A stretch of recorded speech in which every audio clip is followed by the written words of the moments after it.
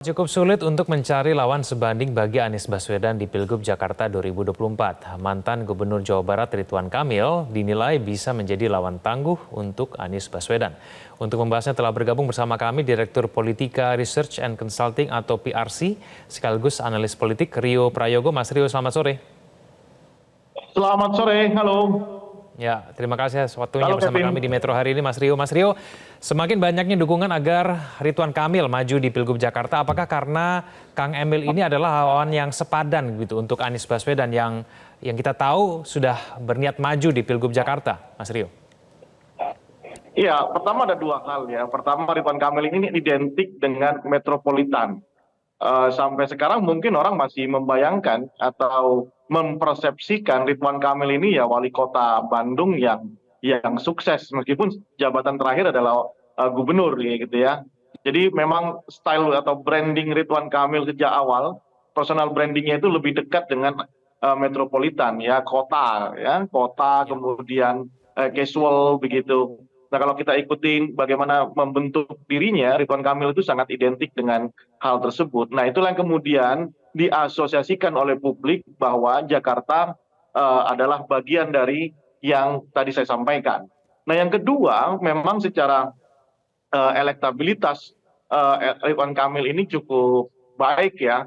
Setelah Anies Baswedan, Ridwan Kamil, Ahok ini kan penantang yang cukup signifikan buat Anies Baswedan. Jadi dua hal itulah yang membuat publik ini meyakini bahwa Ridwan Kamil layak, termasuk para elit partai politik. Bahkan terakhir Gerindra sudah memberikan dukungan penuh kepada Ridwan Kamil. Tentunya ini kan tidak dari ruang yang kosong, pasti berdasarkan kajian, data statistik begitu ya, dan beberapa hal yang memungkinkan Ridwan Kamil untuk didorong dan bahkan akan memberikan rekomendasi.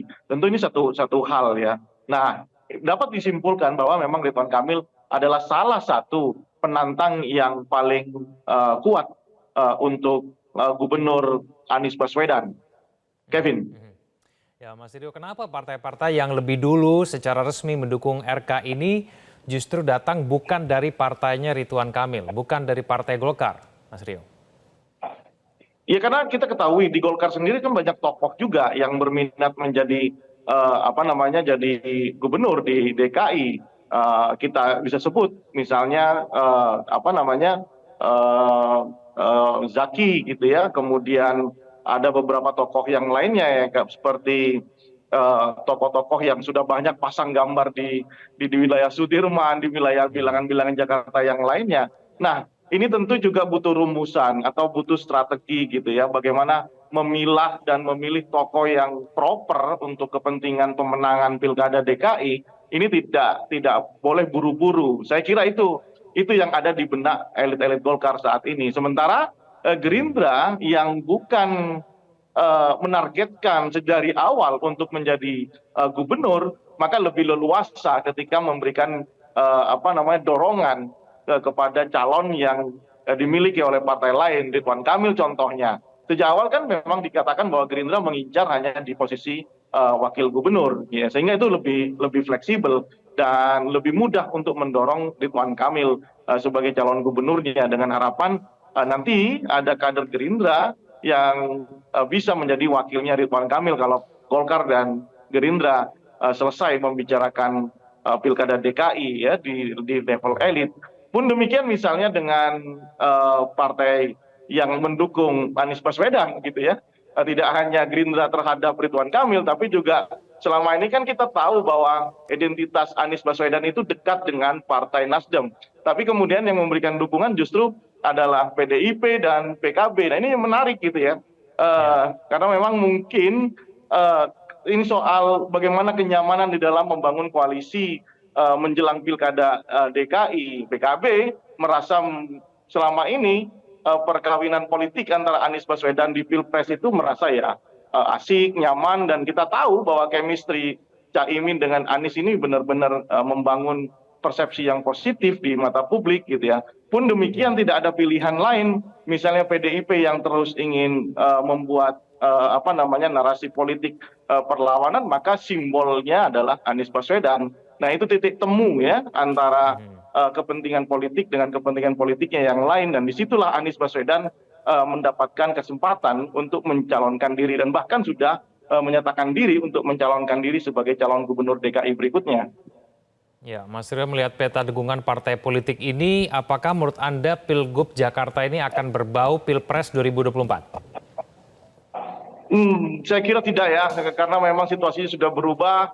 Bagaimanapun komunikasi Gerindra dengan Nasdem dengan PKB itu penuh dengan makna, sehingga agak sulit ya kalau kita memaknai setiap momentum pilkada, apalagi di pilkada DKI itu dikait-kaitkan dengan pilpres yang lalu. Saya kira itu sudah selesai begitu ya. Memang ada variabel-variabel yang masih bisa dikait-kaitkan, tapi itu porsinya tidak lagi besar saya kira.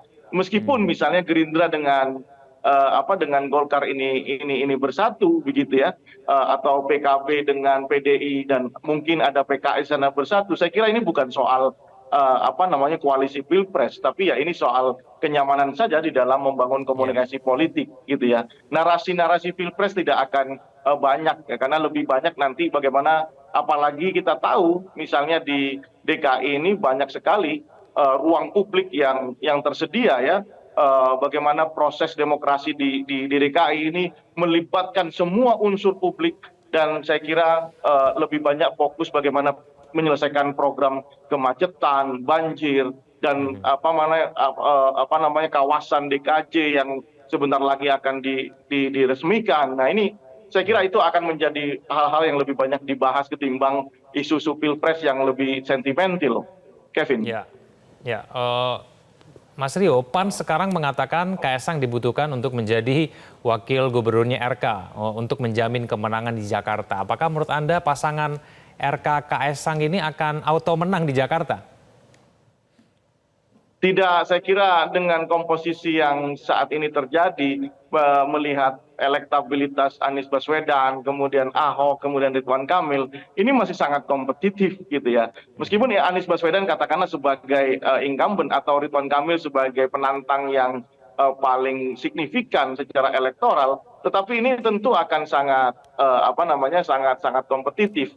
Tidak ada yang mudah di DKI itu. Pelajaran dari pilkada ke pilkada itu memberikan Jokowi misalnya dulu dianggap diremehkan, kemudian dianggap tidak akan menang terhadap Fauzi Bowo, atau Anies Baswedan dengan Sandi juga seperti itu, disebut sebagai underdog. Nyatanya mereka akan mereka nyatanya terpilih sebagai gubernur DKI. Pun demikian nanti efek-efek seperti itu akan menjadi rumusan para elit menentukan strategi.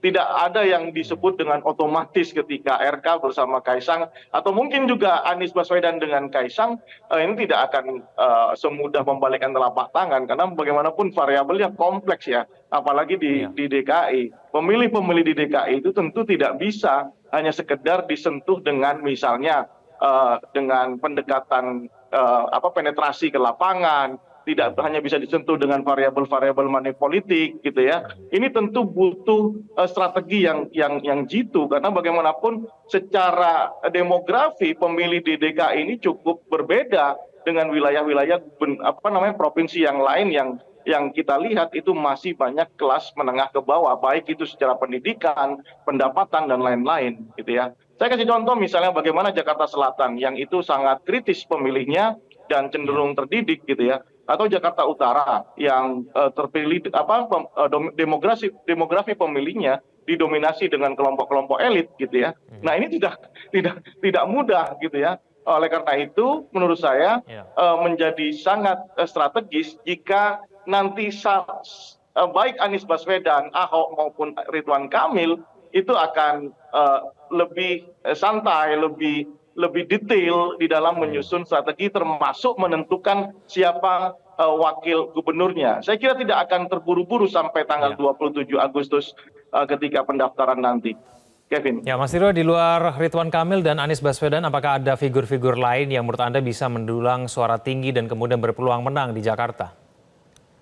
Kalau data survei yang kami miliki memang hanya 3 orang nama ya, Anies Baswedan, Ridwan Kamil, dan Basuki Cahayapurnama.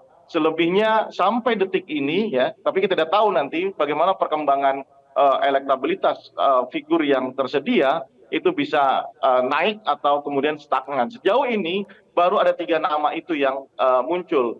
Ada pun kemudian seperti Risma Triharini, tapi Risma ini juga sebut-sebut akan jadi calon gubernur di Jawa Timur begitu ya. Nah kalau ini tidak segera diputuskan, ini tentu akan membuat publik di Jakarta, jika Risma misalnya didorong menjadi calon wakil gubernur atau calon gubernur, ini akan mengalami ambivalensi gitu ya, persepsi ini Risma maju di Jawa Timur atau di DKI gitu ya. Kalau memang Risma mau didorong supaya cepat boostingan elektabilitasnya, ya segera diputuskan atau dielektrasikan. Tapi itu pun secara elektoral masih ada di bawah 3 nama tadi, Kevin. Oke, baik Mas Rio, terima kasih sudah bergabung bersama kami di Metro hari ini. Selamat sore Mas Rio. Terima kasih Kevin. Jelajahi cara baru mendapatkan informasi. Download Metro TV Extend sekarang.